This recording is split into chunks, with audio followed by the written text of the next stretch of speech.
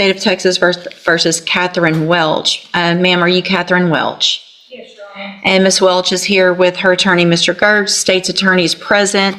Ms. Welch was previously in court, entered a plea of guilty to driving while intoxicated third or more, as well as a prior offense, which made it a second-degree felony offense. There was no agreement with regard to punishment. I have received the pre-sentence report, and has everyone had an opportunity to review that report? We have, Judge. I have, Your Honor. Are there any additions or corrections to that report? Not from the state, other than I want to acknowledge I have received Mr. Gertz's sentencing memorandum as well. I'm going to get to that too in just a second. Any additions or corrections? Aside from the one comment that I make in the sentencing memoranda about a comment that she made about rehabilitation, I think it's more of a clarification, so I'm happy to touch on that. But other than that, we don't have any additions or corrections. Okay. And Ms. Smallfino has already stated, as well as I received the sentencing memorandum at 5:47 p.m. yesterday. Going to point that out for the record. The Harris County judge got her sentencing memoranda at midnight, so. Well, it was reviewed quite early this morning, but I did review it. Ms. Smallfino, you've had time to review it as well? Same, Your Honor. Okay. Other than that, I think you all should have a couple, there's only a few, but there were some jail incident reports that should have been provided to council. Did you both receive those as well? Yes, Judge. I did. Okay, is everyone ready to proceed with sentencing then? Yes, Judge. Yes. All right, Mr. Gertz, do you have witnesses? I'm not going to call any live witnesses unless the court requires it. When we have a person present from the Dream Center, if the court wants to inquire about that, I would essentially let her come up and talk if you want to have that conversation. But Okay. I think, our focus here is going to be on the topics that we talked about or write about in the sentencing memo.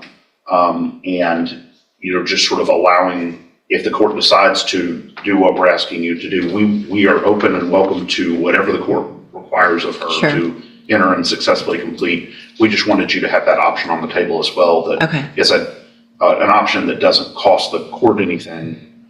Right. The state anything. And for the record, I'm aware of the Dream Center and their program and what they do. And so if I have any specific questions, if we get to something where I would need that, then I appreciate them being here and I'll ask those questions.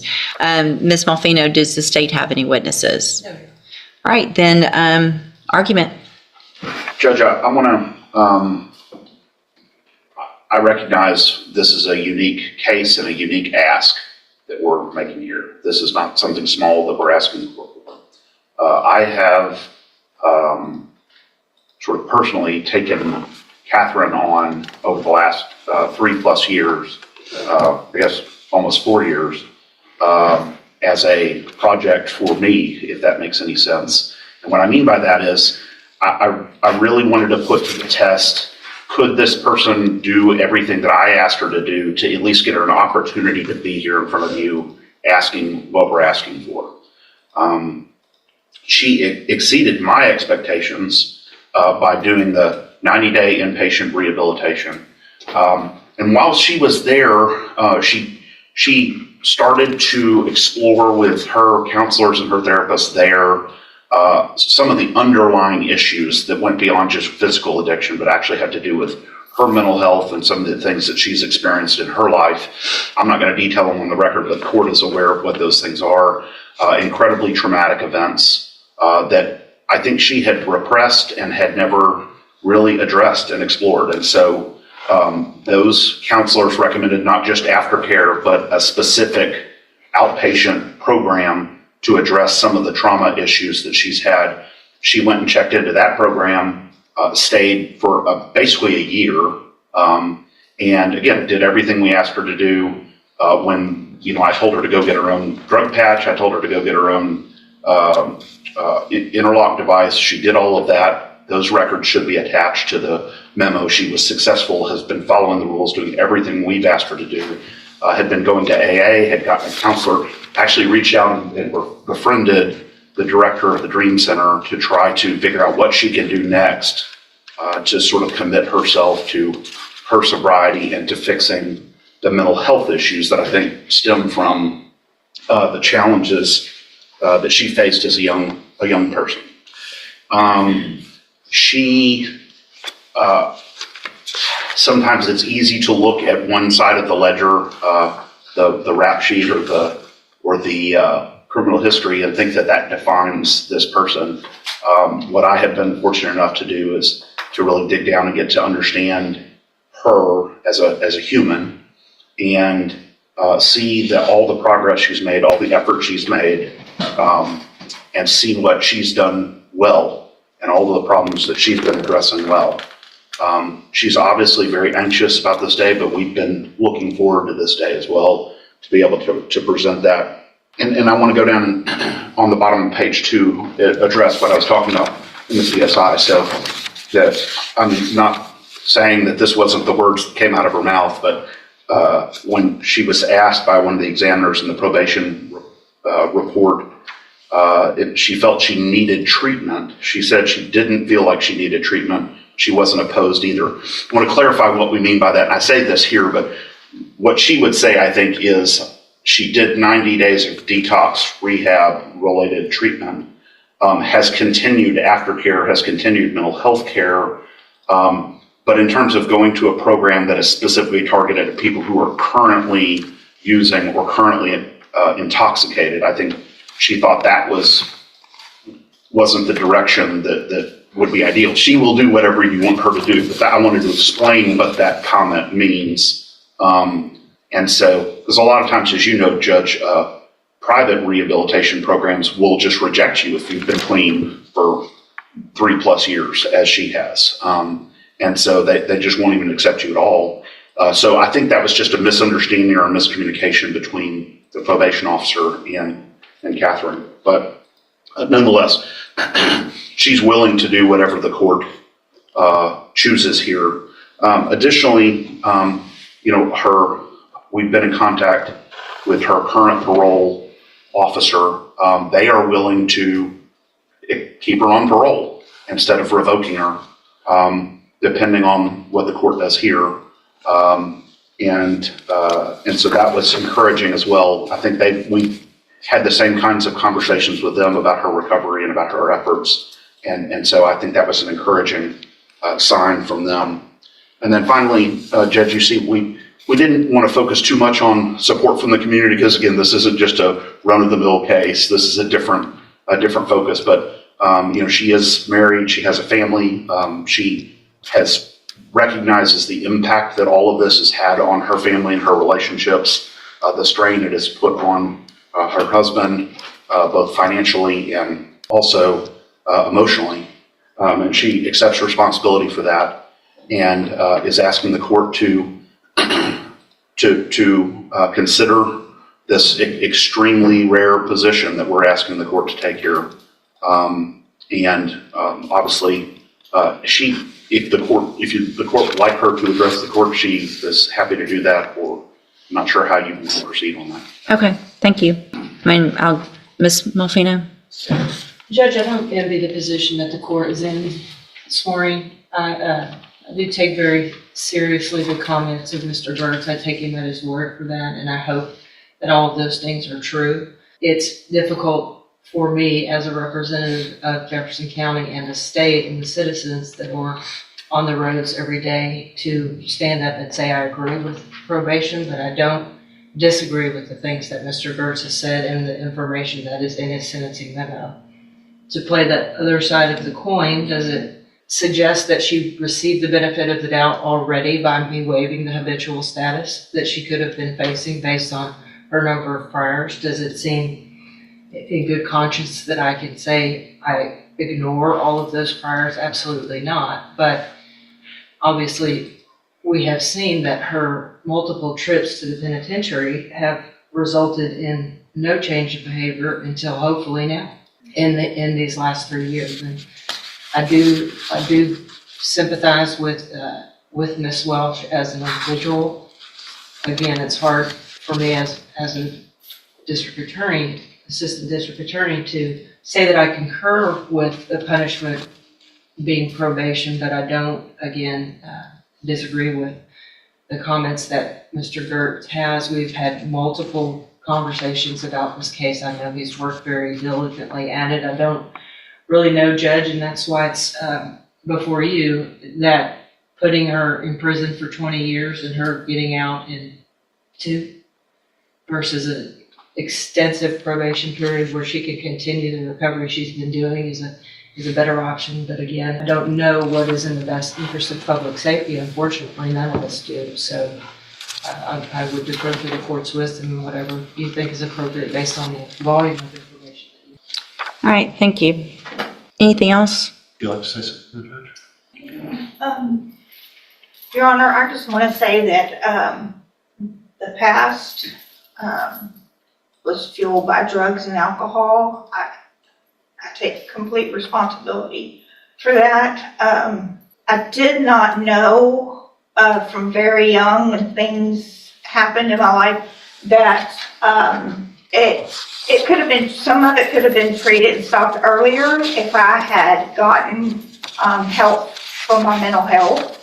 That after I received this DWI, that helped me get myself to a place that I could go into a treatment program and deal with some of those past traumas.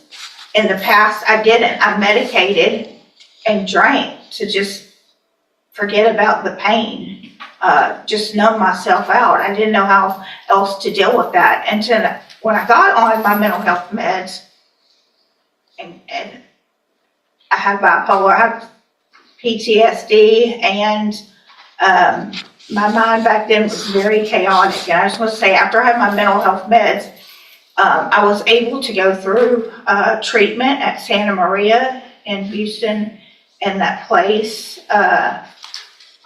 really saved my life.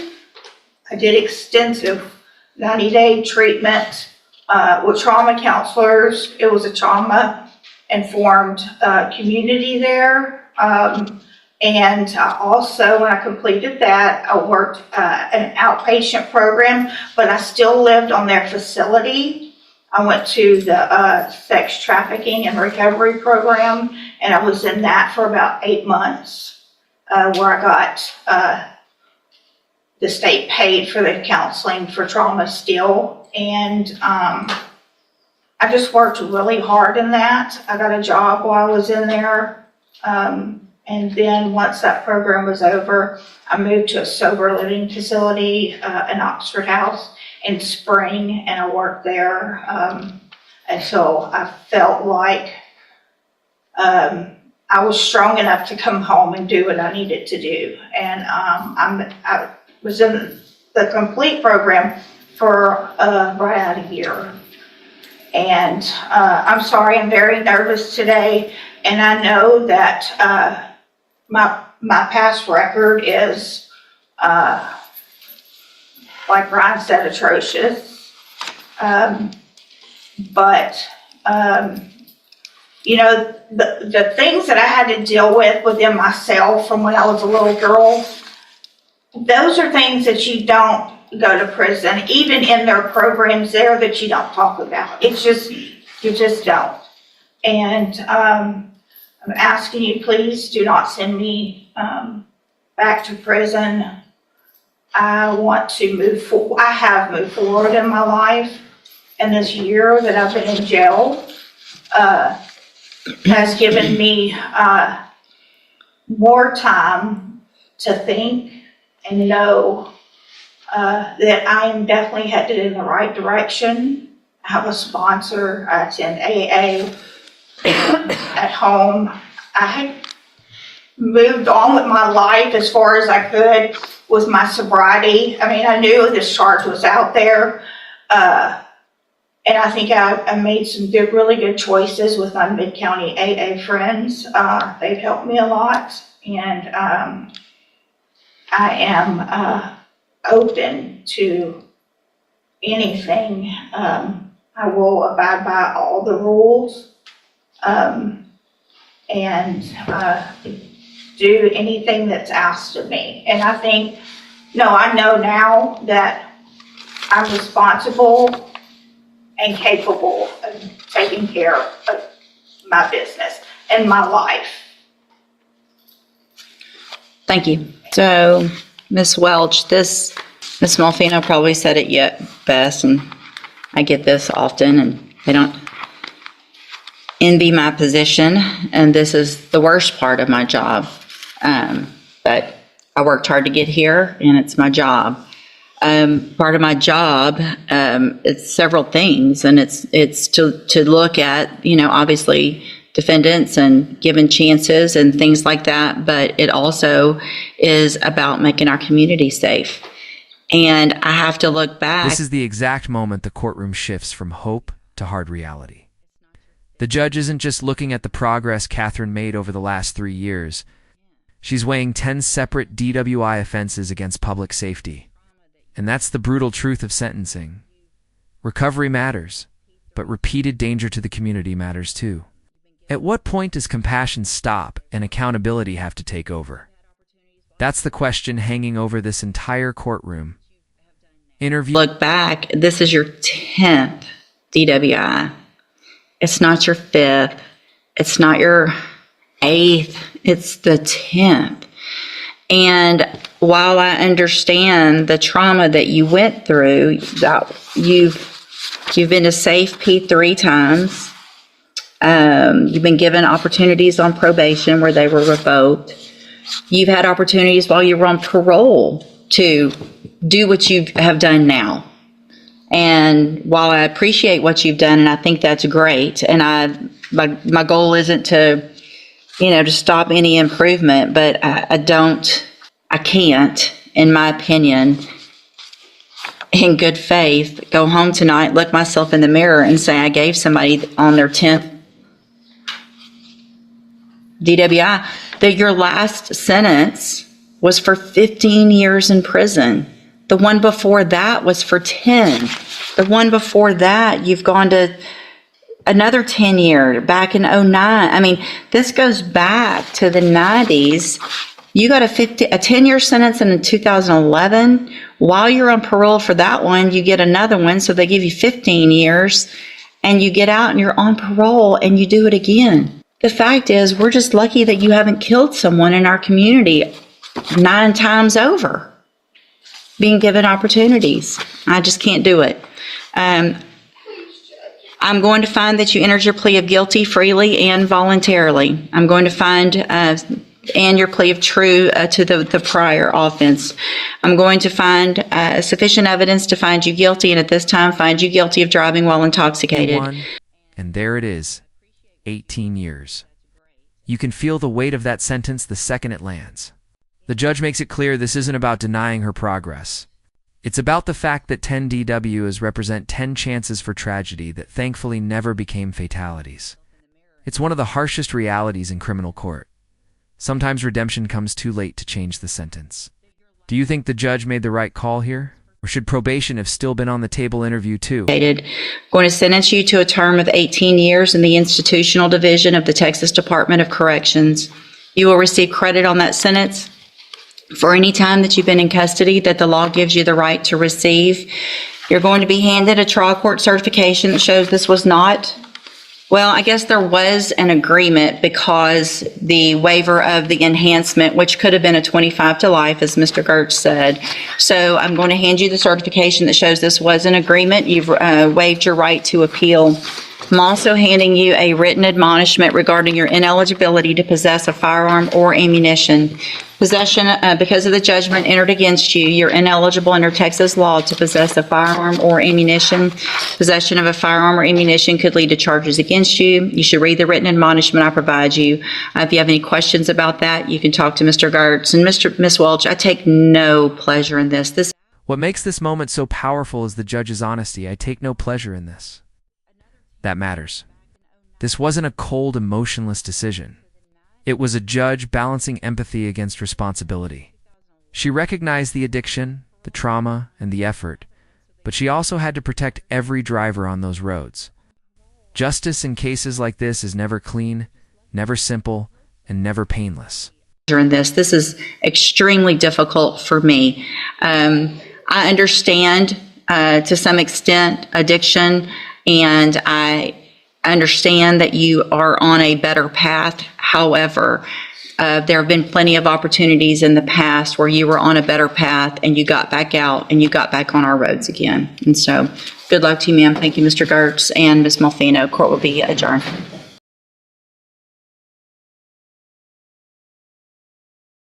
And there it is. After years of struggle, of rehab and relentless effort, the courtroom reminds us that choices have consequences. Katherine Welch has walked a path of recovery, fought her inner demons, yet the law measures not